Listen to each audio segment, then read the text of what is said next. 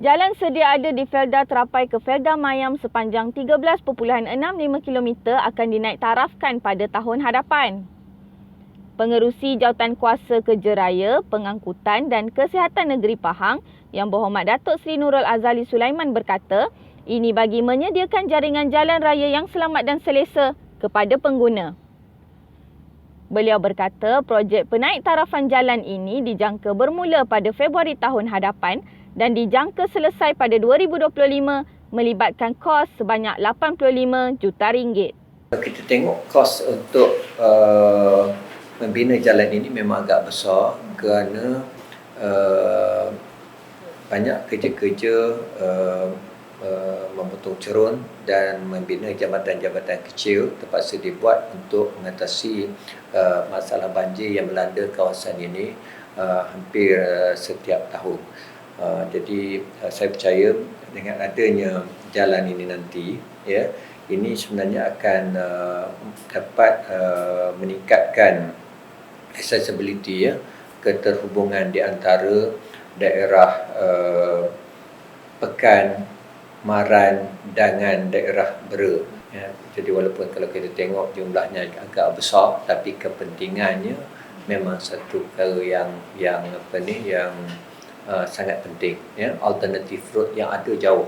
Beliau berkata demikian ketika ditemui Unit Komunikasi dan Media Pahang UKOM selepas sesi taklimat projek di Felda Terapai 1 di Bera yang turut dihadiri Ahli Dewan Negeri Chini Yang Berhormat Muhammad Syarif Matzin. Beliau berkata penaik tarafan jalan ini juga dapat memendekkan tempoh perjalanan para pengguna.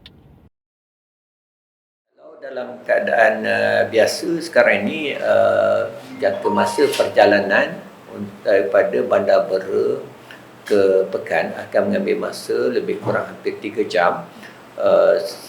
Saya percaya dengan adanya siapnya jalan ini nanti, jarak ataupun jangka masa perjalanan itu akan dapat dikurangkan kepada tidak lebih daripada 2 jam.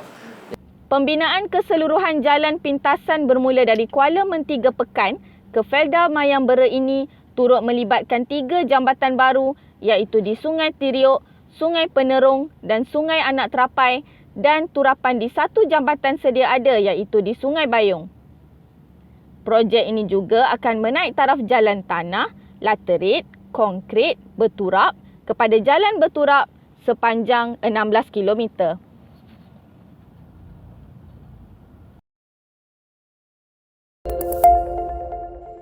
Seramai 521 keluarga terutamanya masyarakat orang asli kampung Simpai di Pekan bersyukur apabila jalan baru sejauh 4.1 km ke kampung mereka telah siap dibina sepenuhnya sejak 17 September lalu.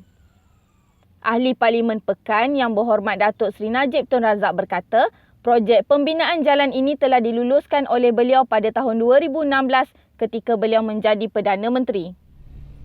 Katanya, projek ini melibatkan 2 fasa iaitu fasa pertama sejauh 4.1 km yang siap sepenuhnya pada 2018 dan fasa kedua sejauh 4 km yang siap baru-baru ini walaupun mengalami sedikit kelewatan.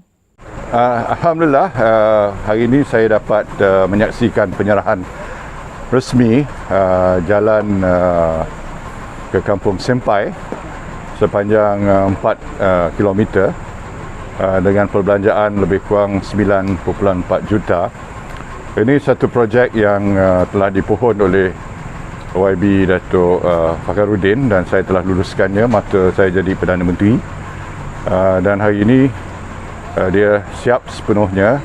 Sepatutnya lebih awal lagi, tapi kerana masalah PKP itu dia terlambat selama 9 bulan. Kesan daripada siapnya jalan ini, perjalanan yang dulu makan masa setengah jam, hari ini dalam 5 hingga 8 minit saja boleh sampai, dan ini telah memberi banyak kelegaan dan manfaat kepada penduduk-penduduk Kampung Simpai, penduduk orang asli dan juga pengusaha-pengusaha ladang di kawasan ini.